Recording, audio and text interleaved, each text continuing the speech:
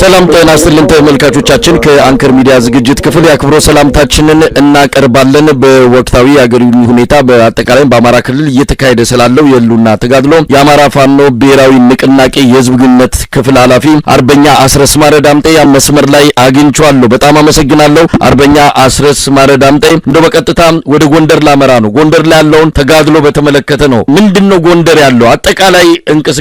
የሚባሉ ብዙ ነገሮች አሉ። መከላከያው ለቆጣ ወይስ የፋኖ ኃይሎች የአብይ አህመድ ጦርን እየመታ ከተሞችን ተቆጣጠረ? ብዙ ነገሮች እየሰማን ያለን። እስቲ ጠቅለል ባለ መልኩ ጎንደር ምንድነው ያለው? አመሰግናለሁ መሳይ።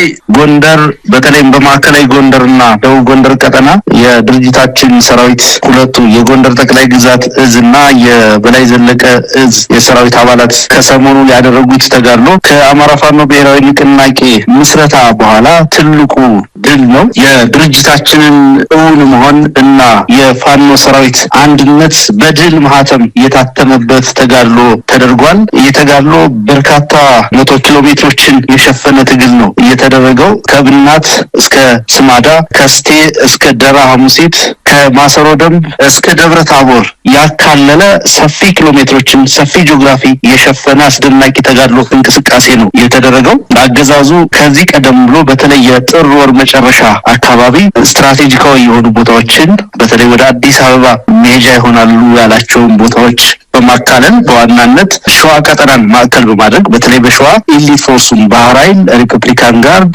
አየር ወለድ ኮማንዶና ሌሎች የተለዩ ኢሊት የሆኑ ዩኒቶችን ተጠቅሞ ሸዋ ላይ ከፍተኛ ወረራ ሲያደርግ ነበረ። የሸዋ አዋሳኝ የሆኑ ቦታዎችን ደቡብ ወሎ ወግዴ አካባቢ፣ በምስራቅ ጎጃም ሸበል በረንታ እና ነፍሴ ሳር ምድር አካባቢ በአጠቃላይ አራቱ ክፍላት ሀገራት የሚገናኙበትን የአባይ ሸለቆ ማዕከል በማድረግ ከፍተኛ ወታደራዊ እንቅስቃሴ አድርጎ ነበር። በዚህ ቀጠና በሸዋ በደቡብ ወሎና በምስራቅ ጎጃም የአባይ ሸለቆ አዋሳኝ ቀጠናዎች ጠላት ያደረጋቸው እንቅስቃሴዎች በከፍተኛ ጽናትና ብርታት በጀግኖቹ የሸዋ ጠቅላይ ግዛት እዝ ሰራዊትና የአሳምነው እዝ ሰራዊት አባላት እንዲሁም በወሎ የሚኒሊክ እዝ በምስራቅ ጎጃም ደግሞ የቴዎድሮስ እዝ የሰራዊት አባላት በከፍተኛ ሁኔታ ከተመከተ በኋላ ጎንደር ላይ ሙሉ እንቅስቃሴያችንን ወደ መልሶ ማጥቃት በመለወጥ አስደናቂ ጀብዱ ተፈጽሟል። መግቢያ ላይ እንደተናገርኩት ጠላት ሽንፈት በደረሰበት ጊዜ ይዞታዎቻችን ለቀን ስለወጣን የደረሰ ነው ጉዳት ነው በሚል ነገሩን ዝቅ ለማድረግ ከፍተኛ ርብርብ ሲያደርግ ነው የነበረው በአፈቀላጤዎቹ አማካኝነት። ከዚህ በፊት ደጋግመን እንደተናገር ነው የአማራ ክልል የጸጥታና የፖለቲካ መዋቅር ከፈራረሰ 3 ዓመታት እንዲደፍን ጥቂት ወራት በጣት የሚቆጠሩ ወራት ነው የቀሩት። እስካሁን ድረስ ላለፉት 30 ምናምን ወራት ክልሉን እያስተዳደረ ያለው በመከላከያ ሰራዊት ስም ክልሉን የወረረው አርመኔ ሰራዊት ነው። የሚያስተዳድሩትም ጀነራሎቹ ናቸው። እስካሁን ድረስ በአስቸኳይ ጊዜ አዋጅ ወይም በኮማንድ ፖስት አስተዳደር ስር ነው ህዝቡ ያለው። ይህ ሲደረግ ደግሞ ለረጅም ጊዜ መሰረተ ልማቶችን፣ መንገዶችን፣ ስልክ፣ መብራት እና ሌሎች መሰረታዊ አገልግሎቶችን በመዝጋት ጭምር የተደረገ ወረራ መሆኑ ይታወቃል። በእርግጥም የሆነን ቀጠና መከላከያ ሲለቅ ፋኖ የሚቆጣጠረው ከሆነ ከዚህ ውስጥ እንደተናገር ነው ያለው ወታደራዊ አገዛዝ ነው ያለው የመከላከያ አገዛዝ ነው የሚለውን በሌላ መንገድ ጠላት እያመነ የአገዛዙ ፕሮፓጋንዳ አውትሌቶችን በሚገባ እያረጋገጡ መሆኑ ይታወቃል።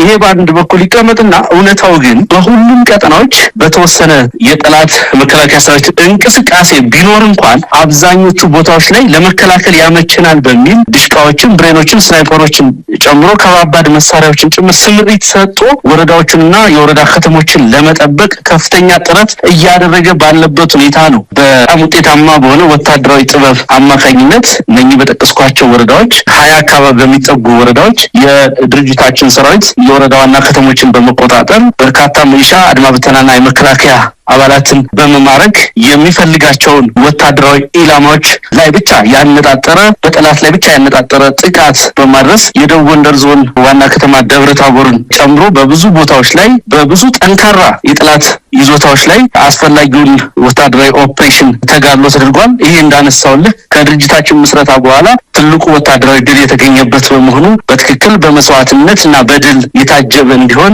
አንድነታችንም እውን መሆኑን በቀጠናው ይንቀሳቀሱ የነበሩ የሁለቱ የቀድሞ ድርጅቶቻችን ሁለቱ እዞች ሰራዊት ያለምንም ኮሽታ በአንድነት መስዋዕትነት በመክፈል በጀግንነት ደማቅ ታሪክ የጻፉበት ተጋድሎ ነው የተደረገው። ይሄ አገዛዙን በእጅጉ ያስደነገጠ ያርበደበደ አጠቃላይ ወታደራዊ ስምሪቱን እንዲከልስ መልሶ ደጋግሞ እንዲያስብ ያስቻለ ነው። ላለፉት 2-3 ወራት በተደጋጋሚ የሰራቸውን የፕሮፓጋንዳ ስራዎች እንደ ጨው ያሟሟ እንደ ጉም ያተነነ ወታደራዊ ድል ነው የተገኘው።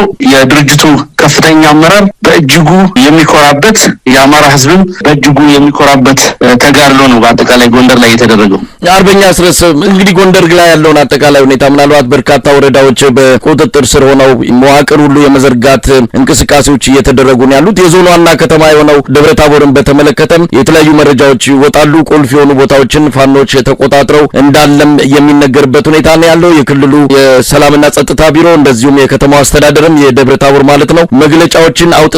ፋኖች ሰላማዊ ተቋማትን አውድመዋል፣ ትምህርት ቤቶችን ጨምሮ የጤና ተቋማትን እንደዚሁ አጋይተዋል ብለው በፎቶግራፍ የተደገፈ ቅስቀሳ እያደረጉ ነው የሚገኙት። በሌላ በኩል እናንተን መንገድ ጠራጊ ተላላኪ በሚልም የተገለጻችሁበትን መግለጫ ነው ያወጣውና እንደው ከዚህ ጋር በተያያዘ እናንተን ተላላኪ እናንተን የሌሎች ጉዳይ ተሸካሚና አጀንዳ የሌላችሁ አድርጎ የማሳየትም መግለጫ እንደሆነ ነው የተረዳ ነው። እንደው በዚህ ላይ ምን ማለት ይቻላል? የክልሉ አስተዳደር ስሙና ማህተሙ ብቻ የተቀመጠ እንደ ፊኛ አየር ላይ የተንሳፈፈ መሬት ላይ ምንም አይነት መዋቅርና እንቅስቃሴ የሌለው ነው። አጠቃላይ የጦርነቱ ፕሮጀክት የሚነደፈውም የሚተገበረውም የሚመራውም አብይ አህመድ እና አጠገቡ ባሉ ጥቂት እንደሱ መሰል እብድ ግለሰቦች አማካኝነት ነው። እነኚህ በከተማ አስተዳደሩ ስምም ሆነ በክልሉ ጸጥታ መዋቅር ስም መግለጫ የሚያወጡት ሰዎች እየተከናወነ ስላለው ነገር እንደ አብዛኛው ማህበረሰብ ከሂደቱ በኋላ ከውጤቱ በኋላ የሚሰሙ እንጂ አንዳችም አይነት የፕሮጀክቱ የአጀንዳው ወሳኝም ተዋናይም አይደሉም። መሳይ እንዳልከው ከዚህ በፊት ተናግረውት በማያውቁት ሁኔታ በተለይ ከሰሜን ኃይሎች ጋር ኤርትራና ከትግራይ ኃይሎች ጋር የለየለት ጦርነት ውስጥ መሆናቸውን እንግዲህ በራሳቸው አንደበት የመሰከሩበት ሁኔታ ነው። ጦርነት እንግዲህ በአብይ አህመድ ዘመን ቀልድ ሆኗል። መሳይ ጦርነት በጣም ትልቅ ነገር ነው። አንድ ሌላ ሀገር ጋር አይደለም። የውስጥ ጦርነቶች እንኳን በሚደረጉበት ጊዜ ለወጉም ቢሆን የተወካዮች ምክር ቤት ሌሎች በየደረጃው አለ በሀገሪቱ ላይ የመወሰን ትልቅ ስልጣን ያላቸው መዋቅሮች ወስነውት ክርክር ተደርጎበት ጭምር የሚገባበት ጉዳይ እንደሆነ ይታወቃል። በአብይ አህመድ ዘመን ግን ከሌላ ሀገር ጋር ጦርነት ውስጥ ገብተናል የሚለው እንኳን የሚታወጅበት በአንድ የክልል የጸጥታ መዋቅር የፌስቡክ ገጽ መሆኑ በጣም ከፍተኛ ምጸት ነው። በተለይ ኢትዮጵያን ለሚያክል ሀገር ደግሞ በእጅጉ የሚያሳዝን ጉዳይ ነው። ይሄ እንግዲህ በተደጋጋሚ ሲናገሩት የቆዩት ነው። ብዙ ምክንያቶችን መደርደር ይቻላል። ከዚህ በፊትም ደጋግመን ተናግረናል። በአንድ በኩል ማመን አይፈልጉም። በፋኖ ተሸንፈናል። ፋኖ በራሱ አቅም፣ በራስ በቅነት፣ በራሱ እንቅስቃሴ፣ በራሱ ልጆች በህዝቡ መሃል በዚህ ልክ ተደራጅቶ ግዙፉን የአብይ አህመድን መከላከያ መክቶ በመልሶ ማጥቃት ይህንን ሁሉ ታሪካዊ ጀብዱ ይፈጽማል የሚለውን ነገር ለህሊናቸው ለማመን ይቸገራሉ፣ ለመቀበል ይቸገራሉ። ስለዚህ ሁልጊዜም ለዚህ መውጫ መንገድ ለዚህ ሶስተኛ ጠላት ፍለጋ ላይ ተሰማርተው ነው የሚኖሩት። በሌላ በኩል ከአብይ አህመድ በፊት የነበሩ መንግስታትም ሲያደርጉ ተቃውሞ ሲገጥማቸው ሲያደርጉት እንደነበረው ሁሉ የውስጥ ተቃውሟቸውን የውስጥ የነጻነት ተጋድሎችን በሶስተኛ ወገኖች ወይ በሌሎች ሀገሮች በታሪካዊ ጠላቶች በሚሏቸው ማሳበብ የተለመደ የአጀንዳ ማስቀየሪያ ጉዳይ ነው። ይሄ ላለፉት ይሄ ጦርነት ከጀመረ ጊዜ ጀምሮ ሲደረግ የነበረ በተደጋጋሚ ሲካወን የነበረ ጉዳይ ነው። አንዴ በባህር በር ስም፣ አንዴ በወደብ ስም፣ ሌላ ጊዜ በሌሎች ብሔራዊ አጀንዳዎች ስም፣ ሌላ ጊዜ በህዳሴ ግድብ ስም በርካታ ሙከራዎችን አድርጓል አብይ አህመድ። ማህበራዊ መሰረታችንን ለማናወጽ እግረ መንገዱን ደግሞ የያዝነው የትግል አጀንዳ በሌላ መልክ እንዲቀየር ብዙ ጥረቶችን ሲያደርግ ነው የቆየው። የጦርነቱን መልክም ቀጠናዊ ለማድረግ የራሱን ጥረት ሲያደርግ ነው የነበረው። ከዛ ሐሰተኛ ትርክት ግንባታ የመነጨ ነው ይሄ የክልሉ መዋቅር እየገለጸው ያለው ነገር። እውነት ለመናገር በአፍሪካ ቀንድ ውስጥ በዚህ ሰዓት እየተደረጉ ባሉ ፖለቲካዊ እንቅስቃሴዎች ከፋኖና ከአማራ ህዝብ በላይ አጀንዳ የለም። ከዚህ የገዘፈ አጀንዳ የለም። ከዚህ የገዘፈ ጦርነትም የለም። ከዚህ የገዘፈ መስዋዕትነት የሚከፈልበት፣ ከዚህ የገዘፈ ህዝብ ሰራዊት የሚንቀሳቀስበት፣ ከዚህ የበለጠም አገዛዙን ያንቀጠቀጠ ተጋድሎም የለም። ምናልባት ሌሎች የትግል እንቅስቃሴዎች ለፋኖ ተጋድሎ ደጋፊ ሊሆኑ የሚችሉበት ነባራዊ ሁኔታ እንጂ የፋኖ ትግልና እንቅስቃሴ በሌሎች ኃይሎች ሊወሰድም ሊጠለፍም ሁለተኛ ሊሆንም የሚችልበት ነባራዊ ሁኔታ ፈጽሞ የለም። ጥቂት የማይባሉ የአማራ ኤሊት ራስ በቅነትን የማይረዱ ራሳቸውን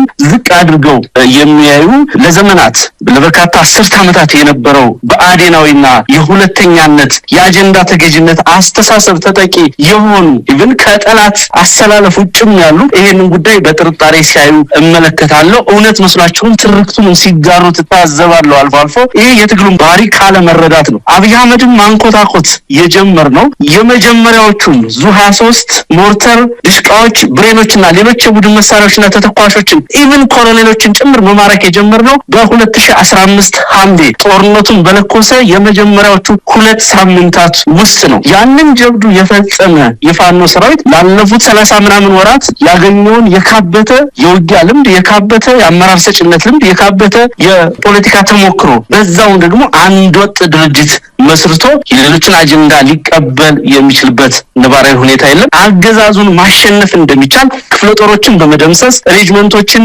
በመደምሰስ ሰራዊቱን እንደ ከብት ማርኮ በመንዳት የማረክነውን ሰራዊቱን ወደ ቤተሰብ በመሸኘት ለቀይ መስቀልም በማስረከብ በ2-3 ቀናት ኦፕሬሽን ከ20-25 በላይ ወረዳዎችን ነፃ በማድረግ በአጠቃላይ የቱርክ፣ አዘርባይጃን፣ የቻይና የሌሎች ሀገር ድሮኖችና ከባድ መሳሪያዎች እየተሞከረበት ያለውን የአማራ ህዝብ የተከፈተበትን ጥቃትና ወረራ በመመከት በተጨባጭ መሬት ላይ ላለፉት 2 ዓመት ከግማሽ በላይ የፈጸመው ጀብዱ መሆኑ ይታወቃል። በእነኚህ ሁሉ ወታደራዊ ደማቅ ድሎቻችን ውስጥ አንዳችም ድጋፍ ያደረገ ኃይል ፖለቲካ ያቀበለን፣ ሎጂስቲክስ ያቀበለን፣ ሌላ ስምሪት ቴክኒካል ምክር የሰጠን አልነበረም። በነጻነት በራሳችን ኮዝ በህዝባችን